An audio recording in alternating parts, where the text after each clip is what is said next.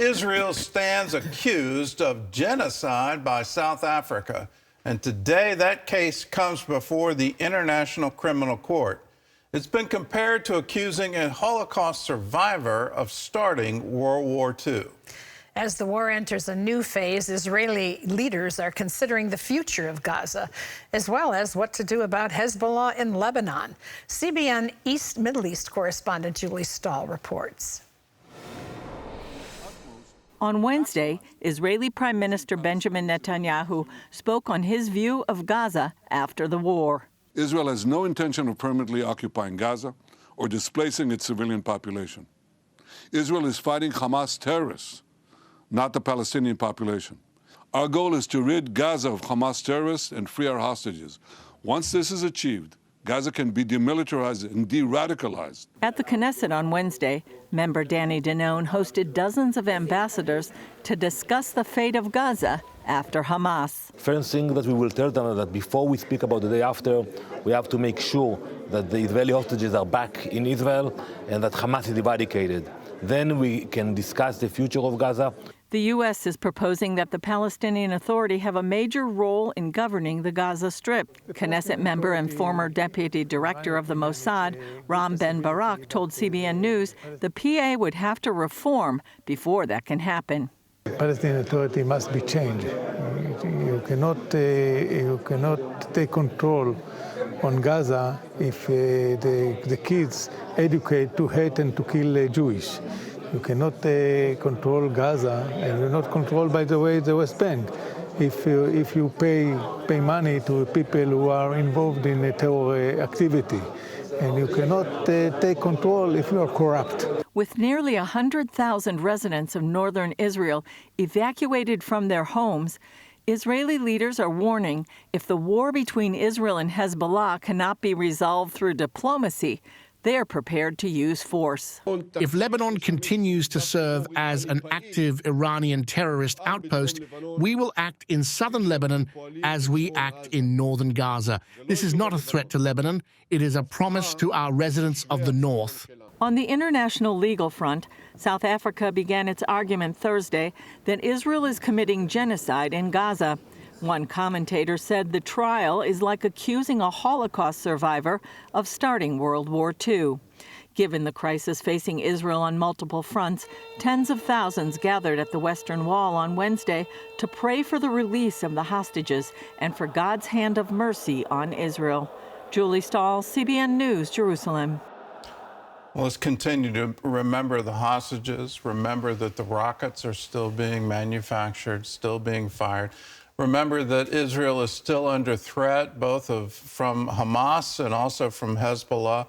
And remember that it's the basic ideology of the Palestinians, that they don't want a two-state solution. They want a one-state solution called Palestine that will have no Jews. That's the whole call from the river to the sea. It's amazing to me to see South Africa try to file some complaint saying that Israel is committing genocide. It's the Palestinians who are advocating for that, and they clearly are advocating for that. Hezbollah is advocating for that. Hamas has it in its basic charter. Iran is saying the same thing. And to accuse Israel of doing what the Palestinians clearly have announced they want to do is absolutely absurd. South Africa should be roundly condemned for this, and the whole world should take notice. Let us stop this ideology of hate, and the ideology of hate is clearly in Palestine. Well, after Hamas took control of Gaza in 2007, it began indoctrinating children in anti-Semitism and jihad. In 2021, CBN News reported on so-called summer youth camps run by terrorist groups in Gaza. As Chris Mitchell reports, it provided a chilling preview of what happened on October 7th. Summer camps usually focus on fun through swimming, sports, and fellowship. In the Gaza Strip, however, Hamas and Islamic Jihad use them to instill a dangerous message. Leaders labeled these gatherings the Summer of Liberation. We did not come here to enjoy ourselves or to play or anything like that. We came with our souls, our blood, our martyrs, and are wounded to sacrifice ourselves for Palestine and for our people. This promotional video urged students of all grade levels, from primary through college, to participate. Activities included target practice involving AK-47s, anti-tank weapons, and video simulations. So that in the next phase, Allah willing, these boys will be able to confront the plundering enemy and disfigure its face in the next war. In May of 2021, Hamas and other Islamic groups used the name the Sword of Jerusalem when describing that year's 11-day war with Israel. Their goal? Prepare the coming generation for the next war. We say to the enemy, these children picked up these weapons, and we train them how to use them, as well as how to take security measures, so that they will follow in the footsteps of their fathers and take up arms, Allah willing. These young men and boys learned anti-Semitism at an early age. We asked Hitler why he left some of you alive. He did so in order to show us how wicked you are. We will come to you from under the ground and hammer fear into your hearts, and above the ground we will tear your bodies apart with our rockets. Scram into the shelters, you mice, you sons of Jewish women. When viewing the footage of the summer camp side by side with the attacks from October 7th, it's sobering evidence of how that training became reality, with the devastating results of 1,200 Israelis murdered and 240 kidnapped. In an interview with NBC News, Israeli President Isaac Herzog revealed this terror training to the world. Let me show you a document, a highly confidential, strictly confidential document, which we just unraveled from the Hamas headquarters.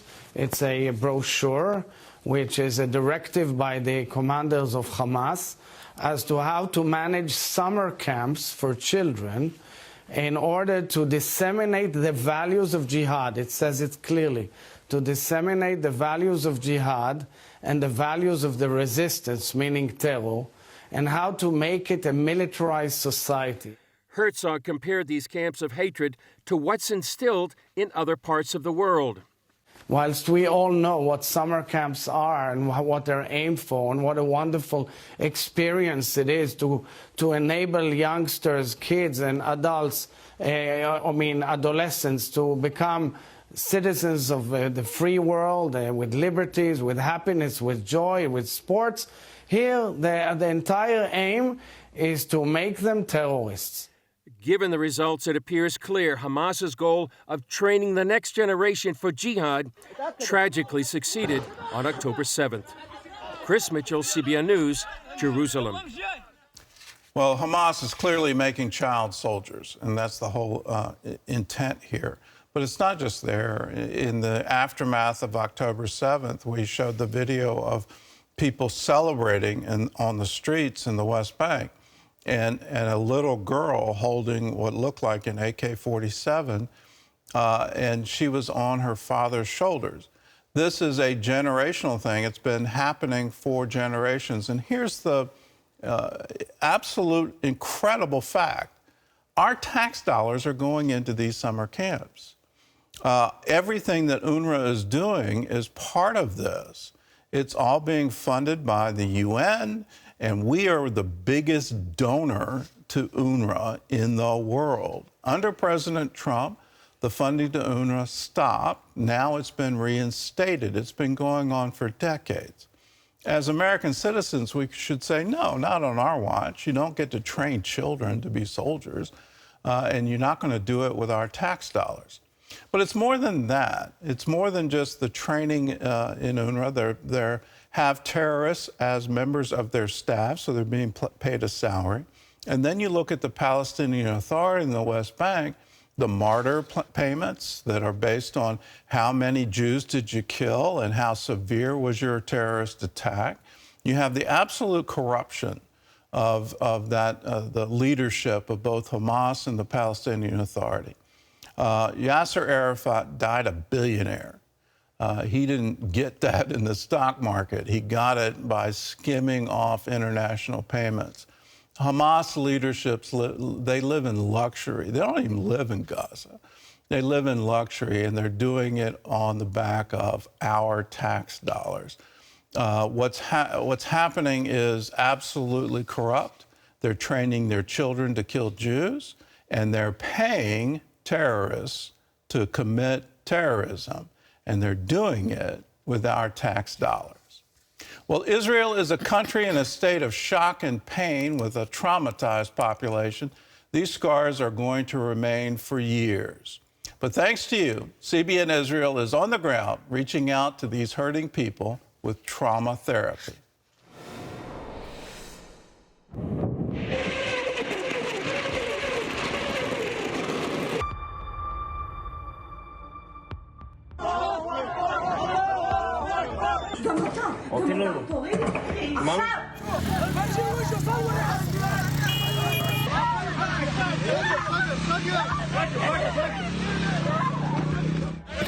The state of Israel went through a serious trauma during the October 7th attacks. The entire state is in a place where personal security has completely weakened.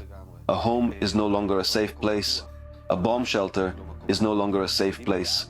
Your mother and father are no longer a safe place. They can suddenly disappear. The army is no longer a safe place. The police, the authorities, everything has been shaken. 7th of October was a change in the mindset, I think, of the Israeli society. We're going to carry it for many years, also for more than one generation. People in Israel are really anxious now. And of course, even before this war, I always said, unfortunately, we are all in trauma. And we are in a country in a state of shock and pain. We are currently in a state of survival. We are not yet in a state where we even understand the extent of the disaster that has happened to us.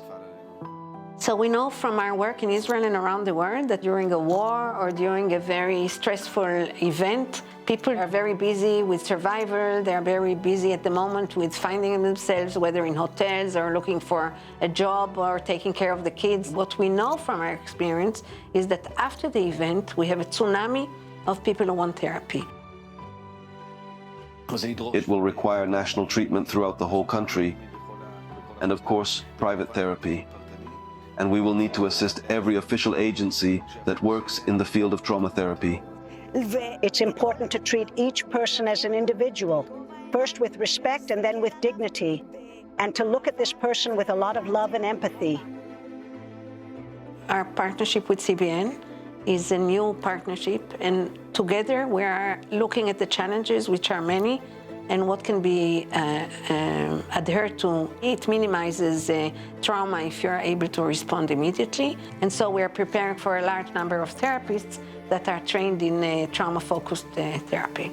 So right now, CBN Israel is partnering with the Israel Trauma Coalition.